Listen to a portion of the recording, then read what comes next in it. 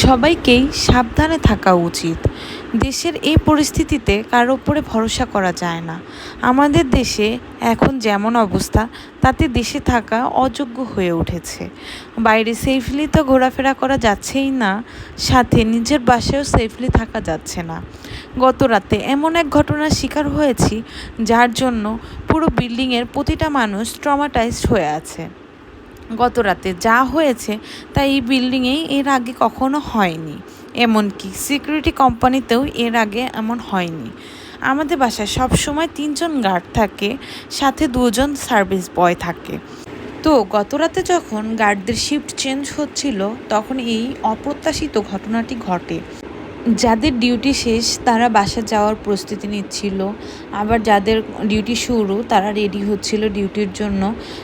তো এটা এমন একটা টাইম যে দেখা যায় প্রতিটা বাসায় ওই টাইমটায় সবাই নামাজে ছিল, এশার নামাজে ছিল আর কি। তো এই বিজি টাইমটাকে এই সার্ভিস বয়দের মধ্যে একজন কাজে লাগিয়েছে। সে অনেক পরিকল্পনা করে ঘটনাটা ঘটায়।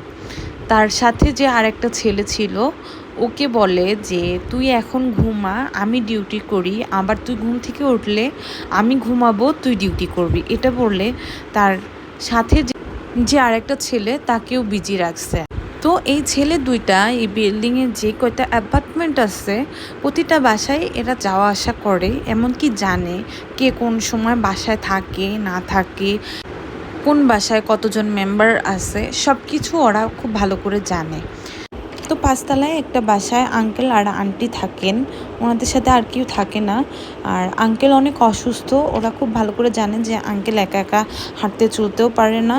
আর ওই টাইমটাতে আন্টি বাসায় ছিল না। এই ছেলেটা দেখেছিল যে আন্টি বাহিরে গেছে, কিন্তু আন্টি যে তার 20 মিনিটের মধ্যে বাসায় ব্যাক করছে সেটা জানতো না এই ছেলেটা।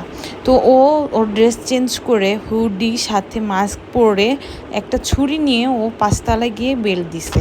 তো আন্টি না দেখেই দরজা খোলায় এই ছেলেটা আন্টির গায়ে ছুরি দিয়ে আঘাত করে। আন্টি সাথে সাথেই চিৎকার করছিল, ডাকাত পড়েছে ডাকাত পড়েছে বললে। তখন এই ছেলেটি দৌড় দিয়েছে। পরে যখন দৌড় দেয় তখন ওর হুডির টুপিটা মাথা থেকে খুলে যায়। তখন আন্টি পিছন থেকে ওকে দেখে বুঝতে পারে ও। তখনও শিওর ছিল না যে এই ছেলেগুলো এগুলো করতে পারে। তো আন্টি সাথে সাথে নিচে গার্ডরে ফোন দিয়ে বলে দেয় যে যেন কেউ বাসা থেকে বের হইতে না পারে। সাথে সাথে প্রতিটা বাসায় কল করে